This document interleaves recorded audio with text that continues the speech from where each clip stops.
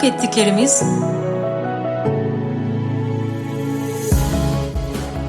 Yayın konuğu Ezgi Ayçek. Yayın tarihi 3 Nisan 2021.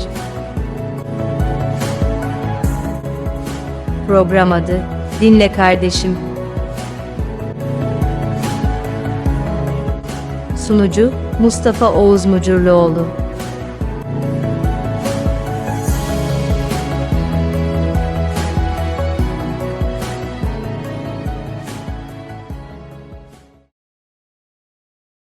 Konuğumuz İzmir doğumlu. Aslında peyzaj yüksek mimar olmasına rağmen 2010 senesinde bu mesleğini bırakarak müzik dünyasına girmiş. Güçlü sesi ve yorumuyla sanat dünyasına hızlı giriş yapmış. Kendi besteleri ve sözleriyle hedefim dünyaya hikayeler anlatmak diyen bir sanatçı. Zannediyorum birçoğumuzun ilk kez ismini duyacağı, belki de şarkılarını dinleyip o ismi bilemediği bir sanatçı. Merhabalar sevgili Ezgi Ayça Hanım. Merhabalar, nasılsınız? Teşekkür ediyorum. Sağ olun. Siz nasılsınız? Ben de iyiyim, çok teşekkür ederim. Sizinle biz yayına alacağımız süre boyunca hep iletişim halinde olduk. Çok sıcacık ve çok samimi bir arkadaş yaklaşımınız olduğunu ben dinleyicilere deneyimleyen biri olarak söylemek istiyorum. Çok teşekkür ederim. Gerçekten de hayata bakış açım da o şekilde. Harika, ne güzel. Ben ilk olarak şeyi merak ettim. Genellikle internette ya da biyografilerinizde incelerken sadece Ezgi Ayça'yı kullanıyoruz. Ama internette benim bulduğum bir de Kızıldere soyadınız var. Bu bir kolaylık Evet. olsun diye mi kullanmıyorsunuz yoksa sanatçı ismi gibi bir algı mı oluşsun istiyorsunuz? Kızıldere neden geri planda kalmış? Aslında hiç geri planda bırakmak istemediğim bir soy isim. Çünkü çok beğendiğim bir soy isim. Yani soy ismimi çok beğeniyorum. Ama Ezgi Ayça Kızıldere'yi söylemek çok zor oluyor. Çok uzundu. Ve bir süre önce bunu denedim ben. Baktım insanlar söylerken sıkıntı yaşıyorlar. İyice kısalttım. Aslında sadece Ezgi diye çıkmaktı planım ama çok fazla Ezgi olduğu için onu ayırt ettim diye yanına Ayça'yı getirdim. Ayça'da bile problem yaşıyoruz. Ayça, Ayşe, Evet. Ezgi'ye bazen Özge. Evet, tabir ediyorum. Öyle yanlış anlamalar olabiliyor. O yüzden olabildiğince kısa tuttum. Aslında tam ismim Ayça Ezgi Kızıldere. Gerçek ismim. Evet. Ezgi Ayça'yı yer değiştirip kullanıyorum. Daha rahat okunsun diye. Aslen Anladım. Ayça Ezgi Kızıldere. Siz İzmir doğumlusunuz ama çocukluğunuz Akçakoca'da geçmiş. Yani üniversitesi İstanbul'a gelene kadar Akçakoca'daymışsınız. Sizin için Evet, anlamı evet. nedir Akçakoca'nın? Benim için anlamı çok büyük. Şöyle söyleyeyim. Benim ilkokul, ortaokul, lise yaşantım orada geçti. Orada çok fazla arkadaşım var ve hayatımın en güzel dönemlerinden bir tanesini orada eğlence, güzellikler, hobiler, aktiviteler ve böyle güzel bir yaşam şeklinde geçirdim. Şöyle özetleyeyim. Basketbolundan müziğe, folklorundan dansına, denize girmelerden tutun gece hayatına oldukça hareketli, oldukça böyle renkli, keyifli bir çocukluk ve gençlik geçirdim ben orada. Ya şu an öyle değil bu arada orası da. O zaman diliminde öyleydi. Çok güzel bir sahil kasabasıydı ve dünyanın başka bir yerinde eminim ki böyle olmazdı yaşadığım çocukluk. Çok genç müzisyensiniz. Yani en azından benim incelediğim kadarıyla. Ama bu genç müzisyenlikte ilk adımlarınızı atıyorsunuz. Tabii kendinize özgü ilk adımlar bunlar. Bu ilk adımlarınızı biraz bizimle paylaşır mısınız? Nasıl geçti? Nasıl gelişti? İlerlemesi nasıl oldu? İlk Ee, adımlar, o emekleme dönemi nasıldı? Emekleme dönemi hiç kolay değildi, öyle söyleyeyim. Ama aynı zamanda şimdi baktığımda da keyifliydi bir yandan. Müzik benim hayatımda her zaman vardı, aslında en başından beri vardı. Ama üniversitede başka bir bölüm okudum. Bir süre müzikle değil başka şeylerle ilgilendim. Müziğe böyle bir ara vermiştim ama anladım ki hiç ara verilecek bir şey değil. Onu anlar anlamaz tekrar geri dönüş yaşadım. Üniversitede peyzaj mimarlığı okudum ben İstanbul'da. Okuldan mezun olduktan sonra da zaten 3 sene kurumsal hayatta çalıştım ve master'ımı tamamladım. Ama bu süreç bana gösterdi ki hani doğuştan beri içinde olduğum müzik duygusu, müziğin ta kendisi beni rahat bırakmayacak hiçbir türlü. O yüzden 2010 yılında her şeyi bıraktım. İşimi, mesleğimi ve o an hayatımdaki her şeyi bırakıp tekrar sıfırdan müziğe başladım. Aslında başlangıç hikayesi 11 yıl önce böyle gerçekleşti. Anlattığım kadar da kolay olmadı. Psikolojik olarak özellikle karar verme safhası, başlama safhası. Çünkü sonuçta bir şey okumuşsunuz, bir mesleğiniz var. Ama ondan vazgeçip tekrar tutkunuza koşmaya karar veriyorsunuz. Bu da kolay bir karar olmadı. Ama iyi ki o zaman o kararı vermişim, o yoldan dönmüştüm. Çok memnunum. Bir kere bile pişman olmadım. İyi ki, iyi ki. Yani dünya 100 kere gelsem yine şarkıcı olurdum. Ezgi Hanım, şöyle bir şey sormak isterim. Eski dönemlerle günümüzü kıyaslarsak, dijital yaşamın müziğe avantajı ve dezavantajları nedir? Güzel bir soru. Dijital yaşam şu an belki herkese evinden müzik yapma fırsatı veriyor. Ama aynı zamanda da müziğe çok kolay ulaşma fırsatı da verdiği için dinleyiciler açısından eskisi gibi şarkıların kalıcılığını desteklemiyor. Daha çok şarkıları sürekli yani yeni şarkı yapmak ve onun tüketimiyle ilgili bir döngü yaratıyor ve sanatçı biraz bir demoralize ediyor. Yani hem iyi tarafı olduğu kadar da kötü bir tarafı da var. Aslında müzik hayatına atıldığınızda anneniz ve babanız buna etken olmuş başlangıçta, öyle zannediyorum. Annenizin Tabii. ve babanızın etkisi çok büyük. Peki o süreç bittikten sonra müziğe atıldığınız yaşınızdan bugüne kadar ne kadar hızla gelebildiniz ya da siz kendinizce evet hızlı yükseldim ya da aslında daha hızlı bu düzeye gelebilirdim deme durumunuz var mı? O kadar çok şey yaptım ki bu kadar zamanda bu kadar çok şey yapabilmek kolay değil normalde. Oldukça hızlı koştuğumu düşünüyorum, evet. Özellikle 2010 yılından sonra yani müziğe başlamaya karar verdikten sonra hızlı koştum ama ondan öncesi çok hızlı değildi. Belki daha önce başlasam bu işe daha iyi olabilirdi diye düşündüğüm olmadı değil ama yine de şöyle diyorum. Yani her şeyin bir sebebi var, her şeyin bir zamanı var. İlla ki vardır bir nedeni o zaman da başlamamın da. Ama olabildiğince zamanı iyi kullanan ve hiperaktif birisiyim. O yüzden kendimden memnunum o Evet. açıdan yani. Harika. Çocukluktan gelen müzik tutkusu anneniz ve babanızdan doğdu galiba. Başka bir ailede olsaydınız içgüdüsel olarak yine müzik tutkusu oluşabilir miydi? Yoksa gerçekten böyle konularda ailelerin etkisi var mı? Ben birçok faktörün olduğunu düşünüyorum. Hem DNA, kalıtsal faktör, hem kendi yapımız hem de çevresel etkiler. Yani 3 tane faktör var bana göre. Başka bir ailede de tabii ki doğsam böyle olabilir. Neden olmasın? Ama tabii ki kendi ailemde doğmanın ekstra beni adım adım önde başlattığının da farkındayım. O yüzden çok müteşekkirim annemle babama destekleri ve beni güzel yönlendirmeleri için. Biz de saygılar gönderiyoruz ailenize ve size değil ailenize teşekkür ediyoruz ki sizi yetiştirip bizlerin karşısına çıkardığı için onların ellerinden saygıyla öpüyorum. İyi ki sizi böyle Çok yetiştirmişler. teşekkür İyi ki bugünkü konuma getirmişler ki sizi şu an tanışma fırsatımız oldu. Dinleyicilerimize de sizi aktarma imkanımız oldu. Tekrar saygıyla ailenize selamlar yolluyoruz. Ben de Sizin buradan bir de- öpüyorum onları.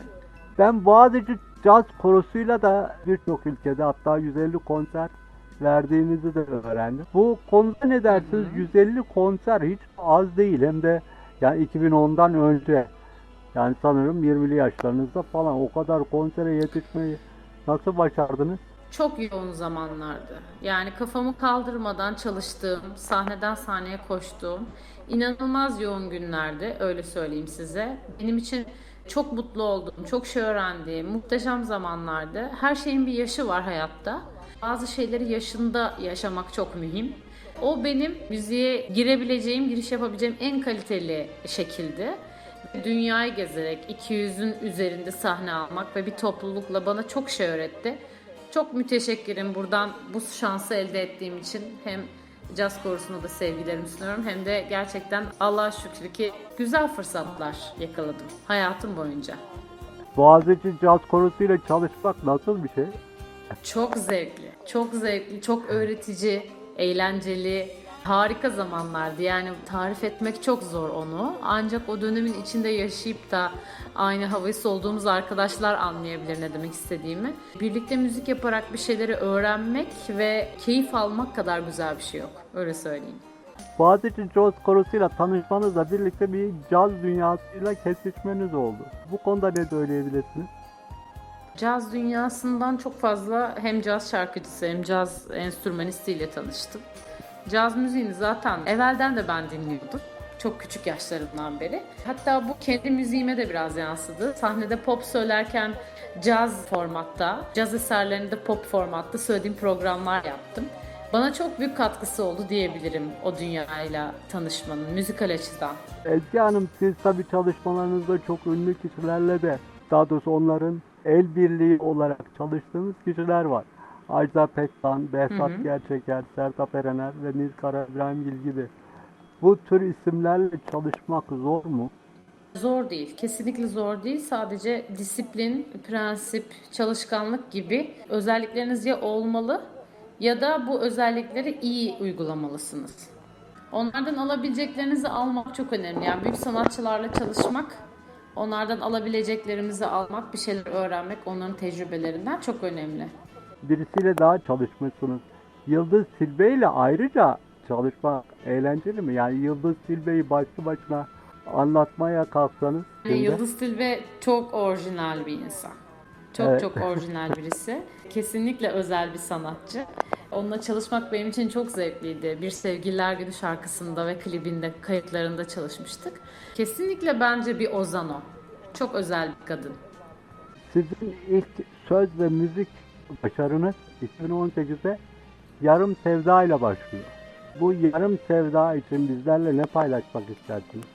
Yarım Sevda benim ilk göz bebeğim. Benim için çok önemli bir şarkı. Sözü müziği bana ait. Samsun Bey'in ilk okeylediği, yazdığım şarkılar arasında beğendiği ve Embe'nin çıkış parçası olmasına karar verdiği şarkı.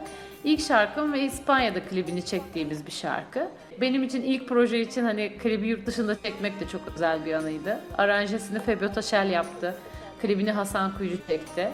Ve Behzat Bey'le tanışma projemizdir aynı zamanda. Çok mutlu olduğum bir proje. Çünkü Behzat Bey'le zaten o dakikadan sonra ilişkilerimiz çok samimileşti ve beni Ajda Pekkan'a götüren de Behzat Bey oldu o süreçten sonra. Hayatınızda böyle bir yön almak ve o yönde daha ünlü ve çocuklukta hayran olduğunuz kişilerle bir anda el ele olmak herhalde çok farklı ve anlatılması güç bir duygudur. Bir zamanlar çok böyle hayran olduğunuz insanlarla birden çalışırken buluyorsunuz kendinizi, yanında onların buluyorsunuz. O noktada gerçekten hep işimle ilgili hani ne öğrenebilirim o insanlardan diye hep onu gözlemledim. Saygı, sevgi çerçevesi içinde çok güzel işler başardık birlikte. Buradan Ajda Hanım'a, Behzat Bey sevgilerimi sunuyorum. Ne güzel. İnşallah dinliyorlardır ve duymuşlardır. Ateş Böceği'ni anlatırken Sezen Aksu'yla çalışmanın heyecanını da ve o çalışma ortamını da bizlerle paylaşırsanız sevinirim. Tabii. Sezen Hanım'la şöyle oldu aslında Sezen Hanım'ın şarkısıyla ilgili gelişme. Serdar Ayıldız çok yakın arkadaşım benim. Albüme girmişti ve albümle ilgili benden böyle güzel bir düet yapmak istediğini söyledi. Başka bir şarkıyla ilgili bir planımız vardı. Stüdyoya girdik çalışırken. O şarkı bir türlü içimize sinmedi bizim. Derken, muhabbet ederken Ateş Böceği ile ilgili bir altyapı yaptığını söyledi. Bir deneyelim, okusana dedi. Bir girdim, okudum şarkıyı stüdyoda. Ay nasıl güzel oldu, çok beğendik böyle. Direkt fikrimiz değişip bütün planı Ateş Böceği'nin üstüne kurduk ve Serdar albümünün çıkış parçası yaptı Ateş Böceği'ni. O yüzden gerçi feat Serdar Yıldız'dır ve klibimizi de Ahmet Cantekin çekti. Kariyerimin en güzel klibi diyebilirim. Benim çok gurur duyduğum bir klip, Ateş Böceği'nin klibi. O da böyle gurur duyduğum bir çalışma oldu. Zaten sözümüz değil Sezen Aksu'ya ait bir şarkı.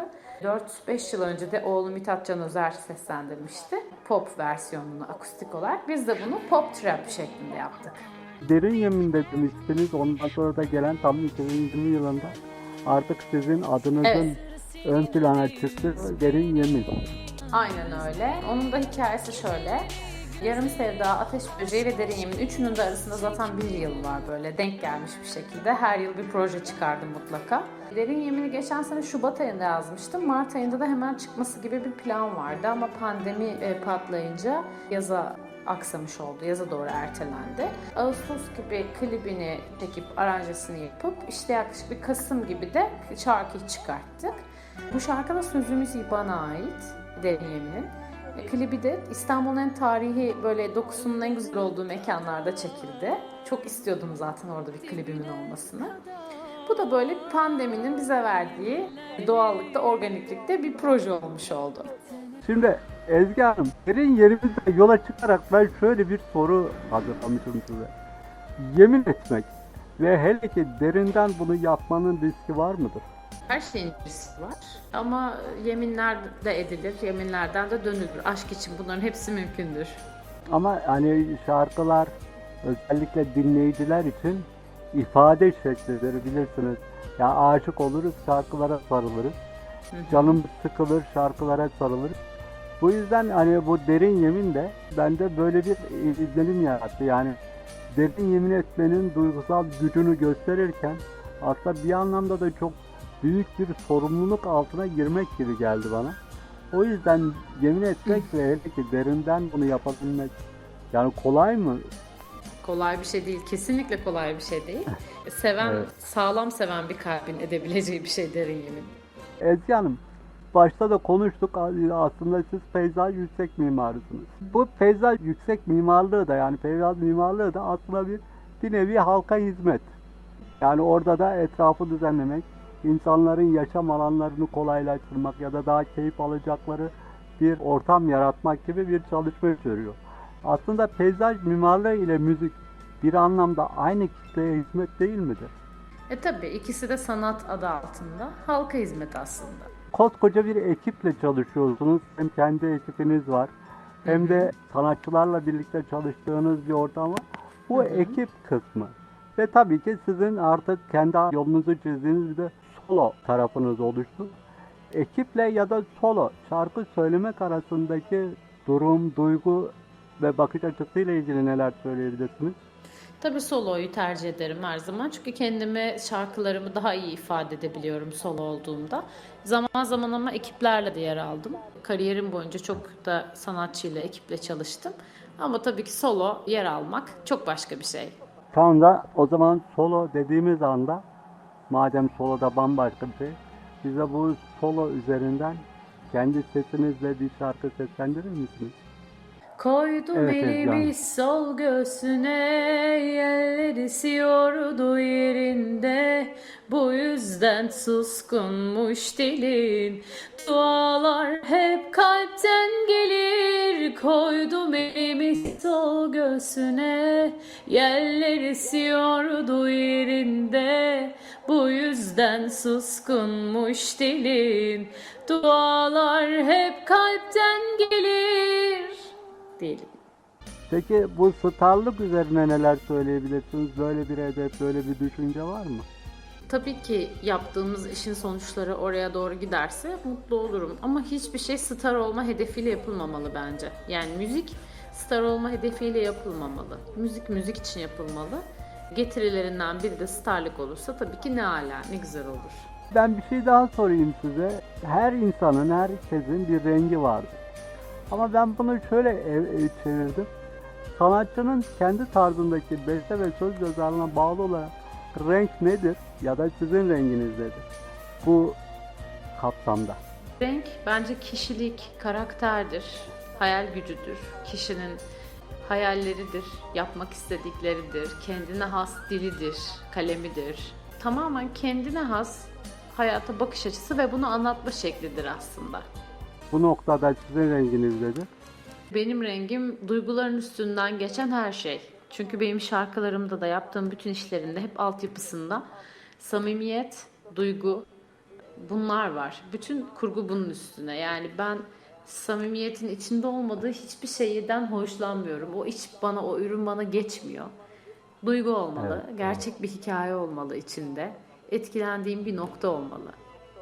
Her beste ve her söz bir aşka atılan imza mıdır? Bazı besteler aşk anlatır. Yaşanan şeyleri, ya kendinizin yaşadıklarınızı ya da çevrenizde yaşadığınız şeyleri, gözlemlerinizi anlatır. Ama bazı şarkılarda aşkın yanından teğet geçebilir, ayrılığı anlatabilir, başka şeyleri anlatabilir.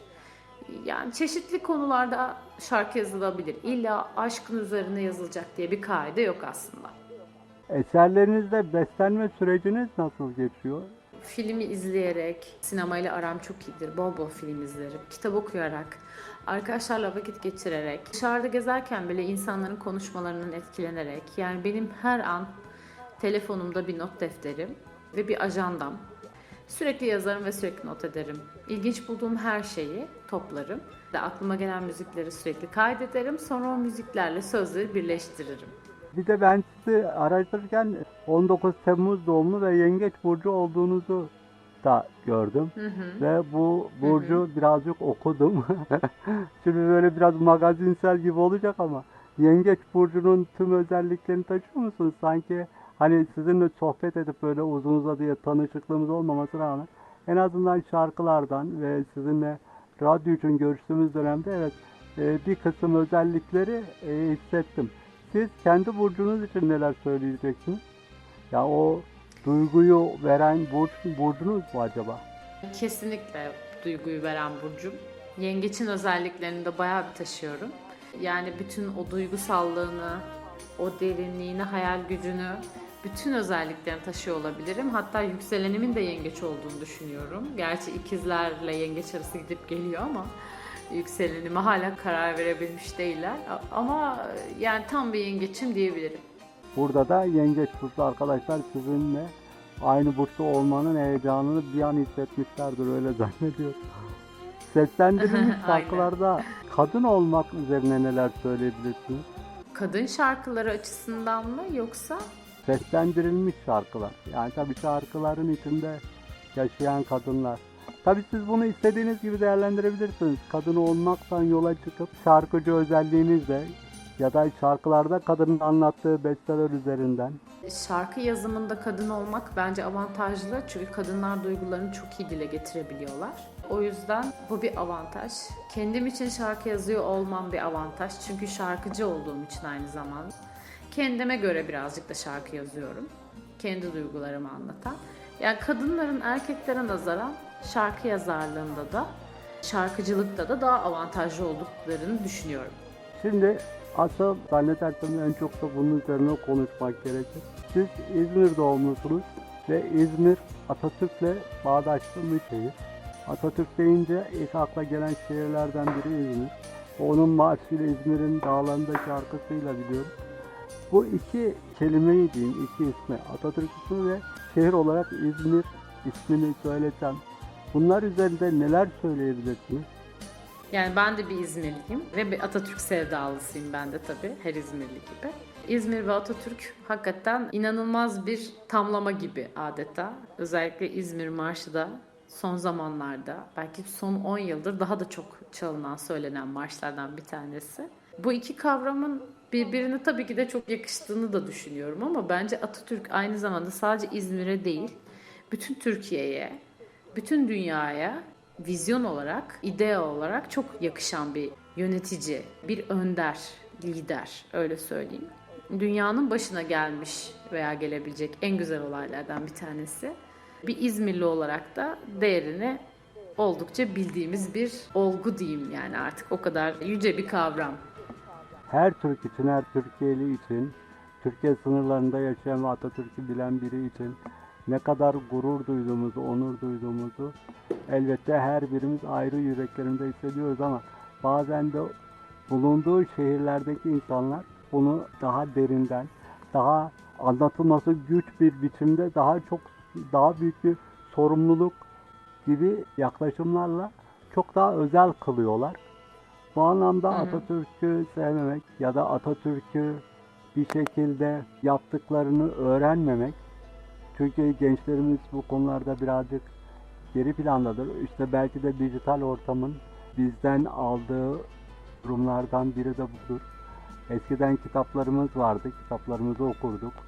Tarih derslerimiz vardı, Atatürk'ün hayatları vardı. Şimdi çok derin bir ansiklopediye girdiğimiz zaman önceliklerimizi ve önemseyiş sıramızı değiştirmiş gibiyiz. Ama Atatürk bu önemseyiş sırasında naçizane hiçbir zaman birinciliği elden yitirmemeli. Bu konuda sizler şarkılarınızla, ben naçizane yazılarımla bunları her zaman güçlü tutmaya çalışıyoruz. O yüzden Atatürk deyince akan sular duruyor çoğumuz için. Hele ki İzmir deyince, İzmir'in yazarları, şairleri, gazetecileri bunu çok güzel hiç es geçmeden önde tutuyorlar. Sizin için önemli olduğunu düşündüğüm bir isim var benim yine aldığım notlar arasında. Derin Yemin şarkısının aranjesini ve yönetmenliğini yapan Ali Tolga Demirtaş. Bunun için neler söylersiniz? Kendisi oldukça uzun bir süre müzikal partnerliğimi yapmıştır. Birçok işi birlikte besteledik, aranje ettik. Birlikte çalıştığımız dönemler oldu. Kendisine buradan tekrar Derin Yemin'i aranje ettiği için, klibini çektiği için çok teşekkürlerimi sunuyorum. Biz de size katkı sağlayıp sizi bizlere kazandırdığı için o desteklerinden dolayı biz de ayrıca teşekkür ediyoruz. Bu Derin Yemin şarkısının klibi çekilirken bir telefonla çekilmiş, kaliteli bir telefonla. Artık zannedersem Aynen. şeylere ihtiyaç duyulmuyor değil mi Ezgi Hanım? İşte kameralara, stüdyo ortamlarına, işte ışıkların verileceği teknik malzemelere artık ihtiyaç duyulmadan birçok şey yapılacak Tabii, konuma akıllı geldik. telefon. Biz de evet. Akıllı Biz de telefonla bundan rahatlıkla faydalandık. çekilebiliyor artık klipler. Aynen. Daha böyle hızlı, daha küçük prodüksiyonlarla ilerliyor artık müzik piyasası. Ezgi Hanım, bilinen başka eserleri de seslendiriyorsunuz siz. Kendi yorumunuzu katıyorsunuz hem de. Mesela Artık Sevmeyeceğim şarkısı. Şimdi sizi gönderirken ben bu şarkıyı çalacağım. Bu şarkı için sormak istiyorum. Genelde bir şarkı çıktığında orijinal sanatçı ya da ilk çıkan sesten alındığı anda o şarkı sanki ona özgüymüş gibi, onun eseriymiş gibi algılanıp kulağa öyle yerleşiyor. Ve daha sonra bir başkası kendisi bir yorum kattığında sanki o orijinalliği bozulmuş, kulağın alışık olduğu, şarkıyı alamıyormuşuz gibi bir hisse kapılan birçok dinleyici var. Bunun için nasıl bir aydınlatma söyleyebilirsiniz? Yani bu duygu dinleyicide niye böyle bir etki yaratıyor?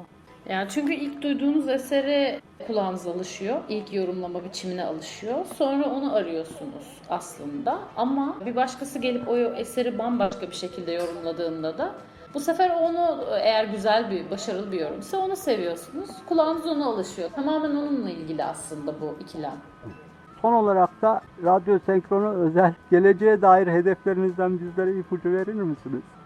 Tabii. Aslında yapmak istediğim şeylerden bir tanesi pop müziğinde Orient Doğu enstrümanlarıyla Batı sound'unu birleştiren yeni bir pop müzik yaratmak ve bunu uygulamak. Yani yeni bir yol açmak inşallah. Böyle bir hedefim var.